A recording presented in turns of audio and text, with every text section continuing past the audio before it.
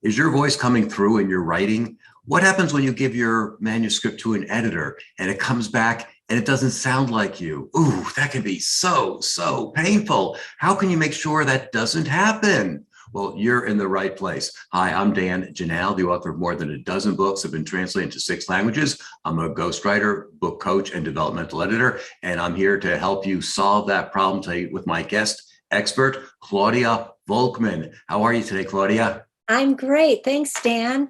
Why don't you tell our audience a little bit about your editing chops?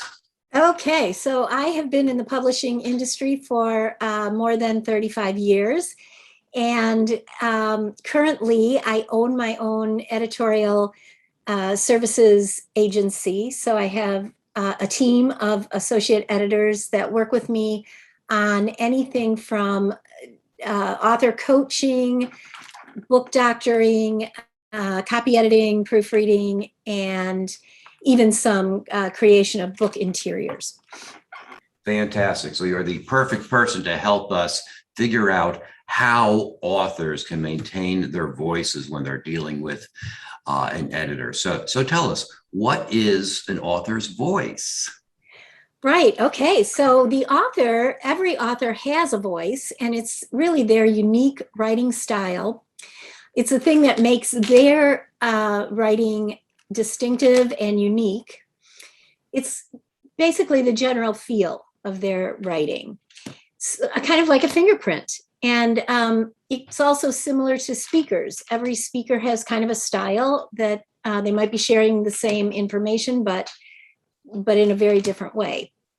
So, you want to, as an editor, you want to think about, is this author writing conversationally, or is it more formal?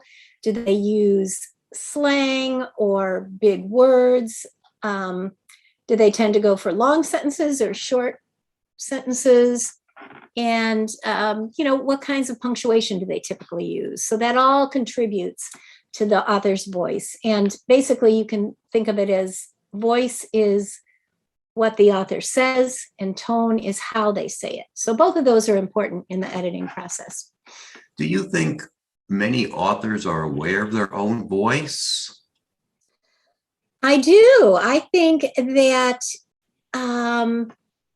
sometimes they might not be aware of things that they're doing that actually detract from their voice. For instance, they might overuse punctuation. Exclamation points are a real good example of that. But I do think that authors who are writing nonfiction, who have a message, they know what they're trying to get across, and it's their unique way of saying it. What is the goal of an editor when they look at someone's manuscript?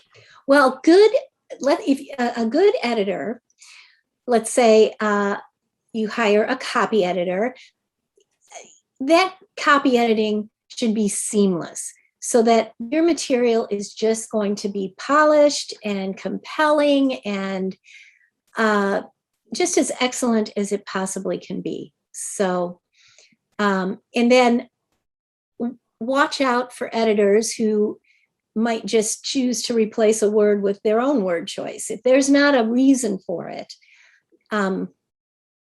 make sure you ask, why was this word changed, or this phrase, or, why did you think this other word choice would be better? So I think I will say all writers need editors. So it's always a great experience to work that into your budget, plan on it, and usually it's a really enjoyable process. Great. That is a good question. And as an editor, the goal is to help an author say what they want to say the way that they want to say it. It's not usually the goal of an editor to rewrite someone's words or make it sound the way the editor might think it should sound. But it also is, so it's focusing on the author's voice, but it's also keeping the reader in mind so that the reader will be able to absorb the message.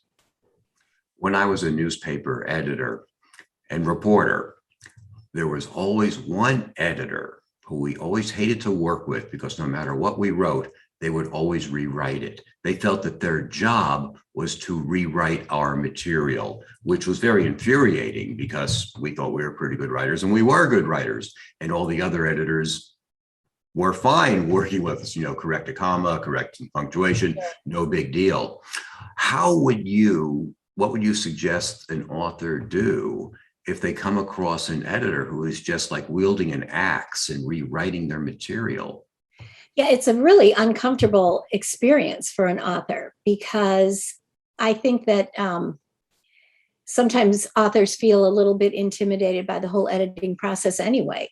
But the way that they can tell if they're not picking up on something, like if an editor has made a revision to some of their content and the author doesn't go, hey, wait a minute, that means the editor's probably done an okay job of just smoothing out the content, polishing it.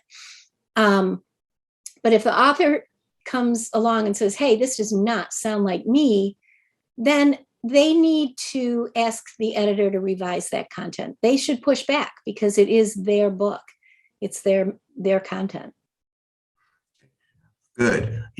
I'm also, let's take it from the other point of view. Let's assume that we have an author who has very bad grammar, a very in-your-face kind of writing style that just doesn't fly in today's world. There might be, ain'ts and regional isms that just don't work anymore.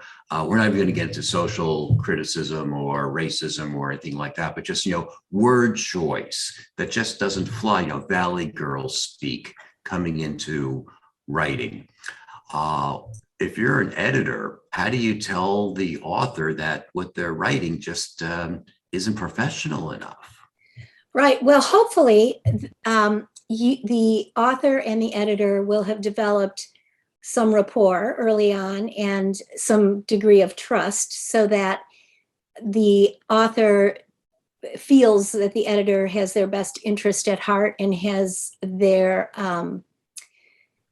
message at heart, that you have the same goal, to really get the message out to the reader in the best possible way.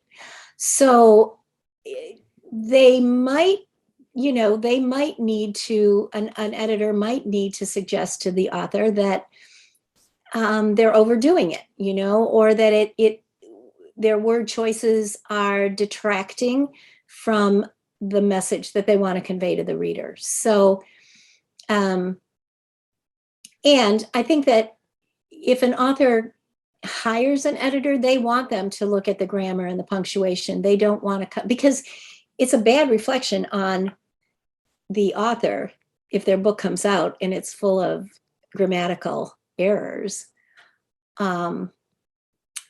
So yeah, it's a collaborative effort, I think. Definitely. How does an editor know when they've really accomplished their task and feel good about it? I think that if they would know that they've accomplished their task if if both of the author and the editor are happy with the end result. And if they hear the author saying things like, you've made me sound better than me, or you've improved this content and this really sounds wonderful, then I think the editor knows that they've done a good job. What happens if things really just go south and you look at the editor and you say, like, you're the author, you're looking there, it's like, this is just not a good fit. How can you fire an editor? Well, that's a good question. It hasn't ever happened to me, I have to say, which I'm fortunate. I usually, my process usually goes pretty smoothly, but hey, in the end, it's the author's book. And if the author is unhappy, they might just have to move on, and they might just have to count that as part of their own learning curve. Because if they've entered into an agreement with an editor, they probably, they can end it, but they're not going to get their money back probably if it, depending on what the contract says. So I have worked with a lot of authors who have had negative experiences with editors along the way, been disappointed, promises that didn't live up to, what was promised. So do your homework before you hire one, I think is a lot of it. Right. Let's dig a little bit deeper into that. How do you find a good editor? How do you know you found a good editor? And how do you get off on the right foot? 3 questions. Take your time. Okay. So how to find a good editor? You can go to, there's some, like the Editorial Freelancers Association. That's one place that you can go and you will see profiles of editors and you can cull through those. You can also go to there's some other I think it used to be Elance. Now it's Upworks, I think Upwork.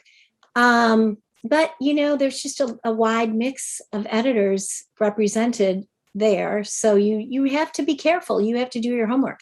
Word of mouth, I think, is really good. If you have, let's say an author might have hired a book coach. There might be suggestions there. So. Oh, a second, sorry.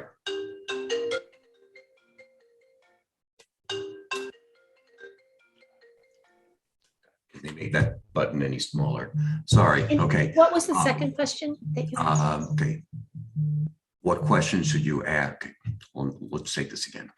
What questions should you ask an editor before you hire them?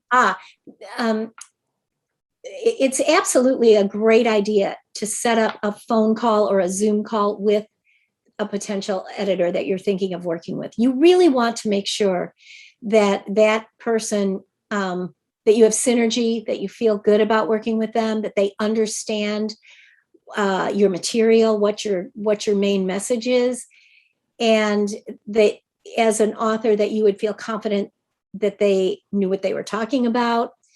And a good editor wants that as well. A good editor wants to know that if they decide to work with an author that, they're going to have some good collaboration between them.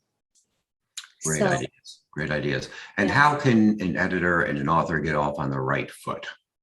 Well, I think starting out that way, and it doesn't hurt. I think it's never a bad idea to ask an editor to give a little sample edit, maybe have them do a couple pages just to see their style. What would they do with your material?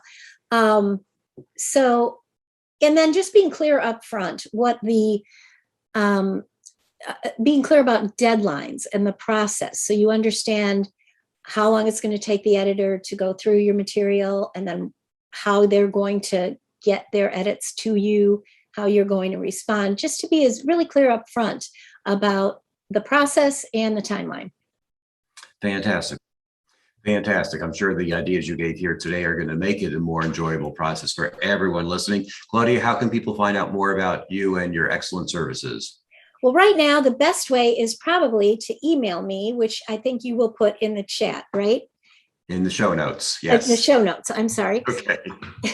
Sorry. But I can easily be reached at cvolkman@mac.com. Fantastic. Thank you. And be sure to join us for our other videos to help you become a better author, a better writer, and a better editor. Thank you very much for joining us today. See you next week. Bye. Perfect. Thank you very much. I appreciate it.